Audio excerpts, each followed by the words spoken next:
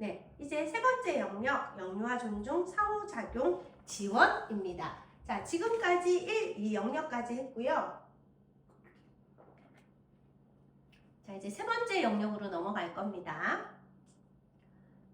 자, 교사와 영유아의 반응적 상호작용이고요. 첫 번째 질문은 선생님들께서는 영유아들의 비언어적 표현을 살피려고 노력하나요? 라는 질문입니다. 자, 이 질문은 1영역에서도 비슷한 아이들이 언어적, 비언어적 표현을 하나요? 라는 질문으로 같이 맥락이 이루어진다고 보시면 되는데요. 그래서 선생님들께서 늘 아이를 잘 지켜보고 있다라는 내용이죠. 그래서 놀이를 하던 영아가 갑자기 자리에서 일어나 구석에 교구장을 잡고 힘을 주면 그 비언어적 표현은 뭐예요?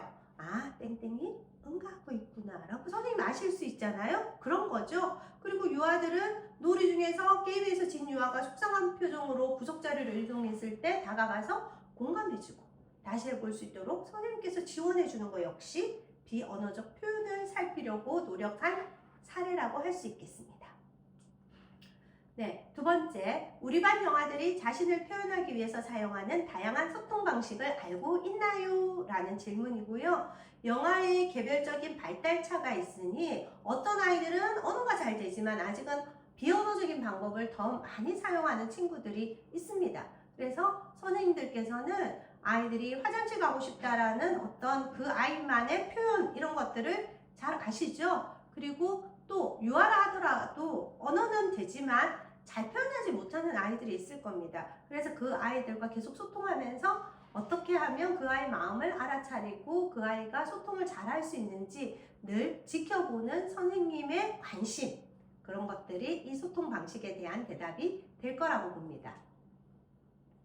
네, 세 번째 질문은요. 영아들이 떼를 쓰거나 울 때 주로 어떤 말을 하나요? 영아들의 마음, 생각 등을 그대로 존중할 때 영아들의 반응이 달라지나요? 라는 질문입니다. 자, 이럴 때 선생님께서는 가장 먼저 하셔야 될 것은 이 아이의 속상한 마음을 공감해 주는 겁니다. 어떤 문제 상황에 선생님들께서 하셔야 될 거는 항상 아이의 감정을 먼저 읽고 후에 행동을 지원해 주셔야 됩니다. 그렇게 하면 안 돼. 행동을 먼저 다루시면은 이미 막 속상한 마음이 있기 때문에 그 말이 잘 들리지 않아요. 그래서 항상 감정을 먼저 다뤄주시고 그 다음 행동 지원을 해주신다는 것을 기억하시면 먼저 땡땡이가 속상했구나 하고 안아주고 감정을 읽어주고 그 다음에 어떻게 해야 할지에 대한 행동 지원을 해주시는 것이 좋습니다.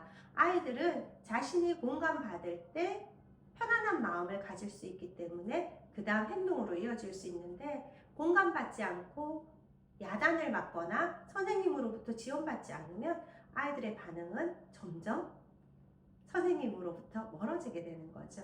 그래서 아이들을 인정해주고 격려해줄 때 아이들의 반응은 선생님을 더 좋아하고 따를 수밖에 없다라는 그 변함없는 규칙 같은 이야기입니다. 네, 그 다음 질문은요. 영아들과 소통할 때 영아처럼 말을 하나요? 아니면 짧지만 분명한 문장 또는 정확한 발음으로 말을 하나요? 당연히 선생님은 분명하고 정확한 문장으로 말씀해 주셔야 합니다. 하지만 너무 길게 말하면 안 되고 영아의 수준에 맞게 짧고 간결하게 정확한 발음으로 전달해 주시는 것이 필요할 겁니다. 다섯 번째 질문은요. 유아들의 의사표현을 그대로 인정하고 존중하나요? 그럴 때 유아들은 어떠한 반응을 보이나요? 라는 겁니다.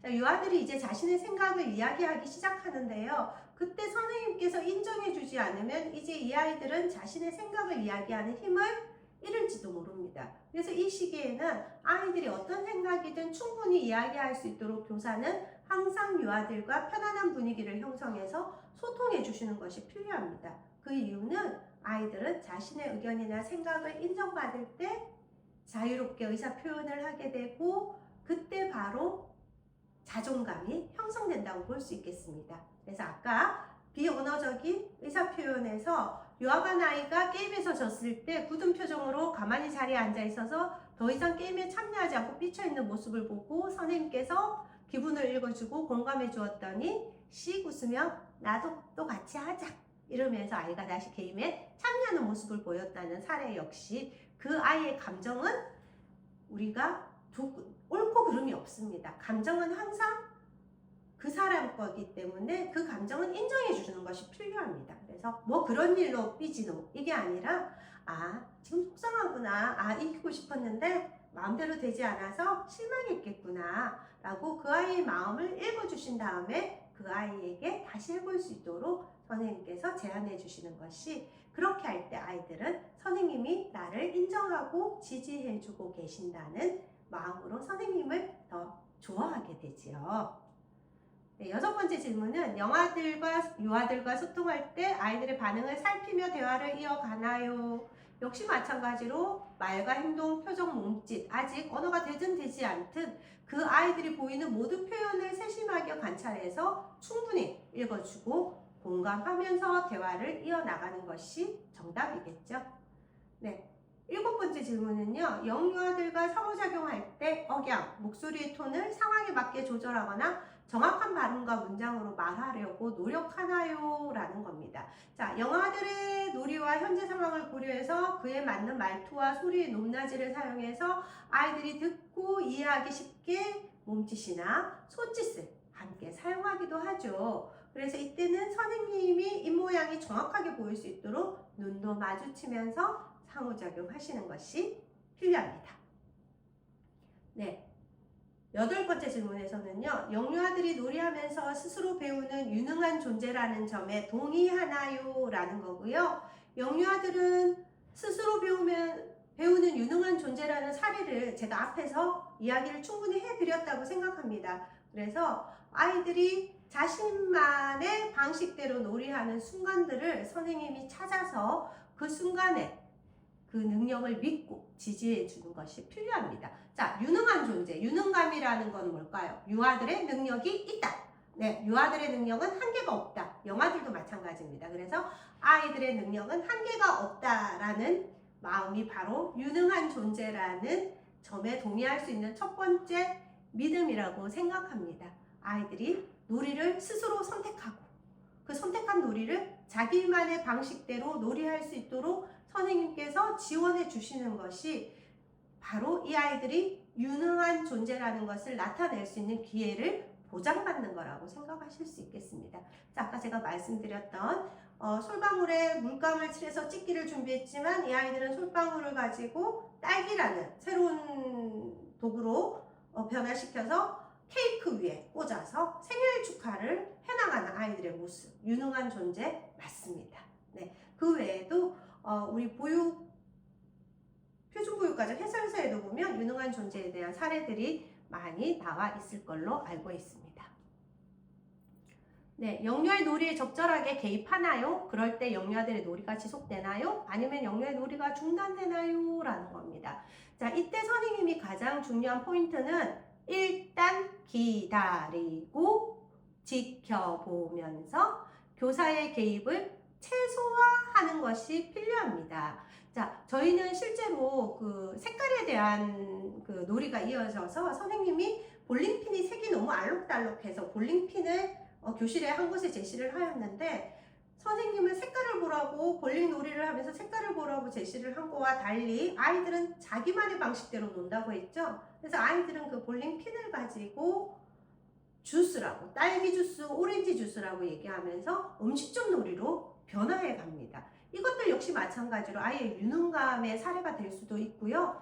또 아이들에게는 항상 선생님이 먼저 개입하기 전에 그들에게 먼저 기회를 주시는 것이 필요하고요. 그 다음에 놀이를 하면서 어려움에 처하게 되면은 그때 또 바로 해결 방안을 제시하기보다는 또 다른 방법은 뭐가 있을까? 이런 질문을 통해서 아이들의 생각을 또 전환할 수 있도록 선생님께서 기회를 주시는 것이 필요하다고 생각합니다.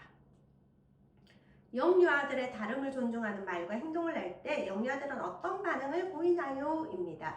자, 영유아들도 교사나 어른들에게 존댓말을 사용해서 경청하는 모습을 보이고 언어적, 비언어적 표현을 이용해서 만족감을 느끼고 스스로 존중받는 것에 대해서 자신감을 드러내죠. 그래서 결국은 이때 아이들은 자신이 어쨌든 존중받는다는 걸 느끼는 순간에 자존감이 형성되어서 더 유능감을 보이는 것 같습니다.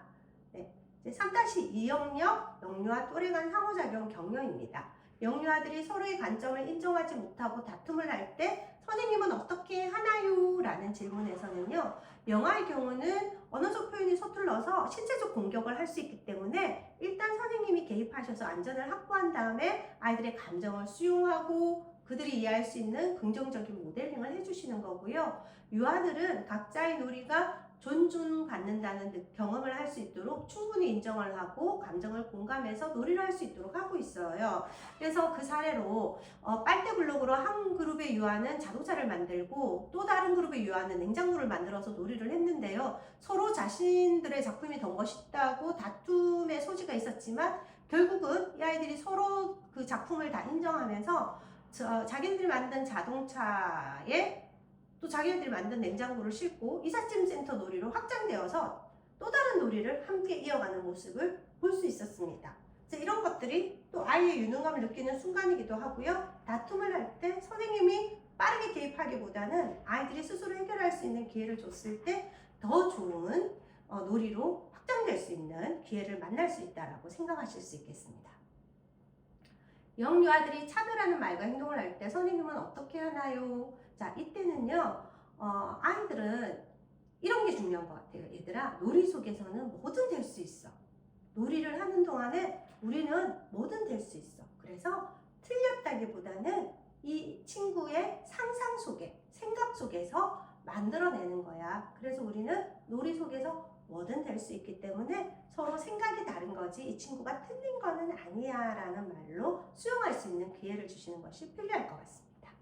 자, 세 번째 질문에는 영유아들이 함께 놀이하고 활동하며 서로에게 배우는 것을 보았나요? 어떤 점이 인상 깊었나요? 자, 이거는 아이들이 놀이하면서 친구가 하는 거 보고 따라하는 모방이 결국 이 부분인데요. 색종이 접기를 또래에게 배울 수도 있고요. 또 실제 사례로 철사에 단추를 끼우는 활동에서 철사 끝이 자꾸 단추가 빠지니까 그 끝을 구부려서 단추를 끼우기 시작하다가 그 다음에 그 철사 끝을 구멍난 블럭에다가 묶어서 단추를 끼우게 되자 친구들이 모두 다 똑같이 그렇게 하는 사례, 이런 것들이 다 서로에게 놀이하면서 배우는 사례라고 볼 수 있겠습니다. 유능한 아이들이죠. 네. 다음은 영유아들의 놀이나 활동 경험 혹은 배움을 반영유아들과 나누나요? 영유아들의 경험과 배움을 나누는 것은 어떤 의미가 있나요? 라는 겁니다. 제가 조금 전에 설명했던 내용이 똑같은 내용입니다. 그리고 아이들이 놀이를 하면서 만들어 놓은 작품이나 놀이하는 모습을 사진으로 찍어서 전시를 해 놓았더니 아이들이 그 다음날 와서 그것을 보면서 우리 저것도 만들어 볼래? 그리고 야 우리도 저거 해볼래? 이런 식으로 되면서 서로의 놀이를 인정하고 또 따라하면서 경험과 배움을 나누는 것이 새로운 사회관계이기도 하고 새로운 성장이기도 한 순간인 것 같습니다. 영유아들이 다툼이나 문제가 있을 때 선생님 어떻게 하세요?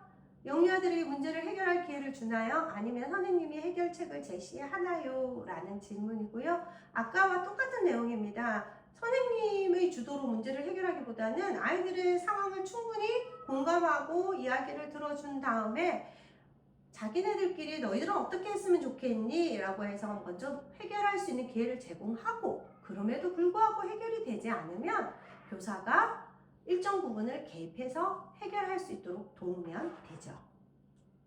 네, 여기까지 3영역에 대한 1, 2, 3영역에 대한 2024 평가제 면담에 대한 내용입니다.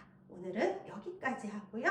제가 다시 4영역, 5영역, 6영역은 다음 기회에 또 찍어서 올려드리도록 하겠습니다. 지금까지 수고 많으셨습니다.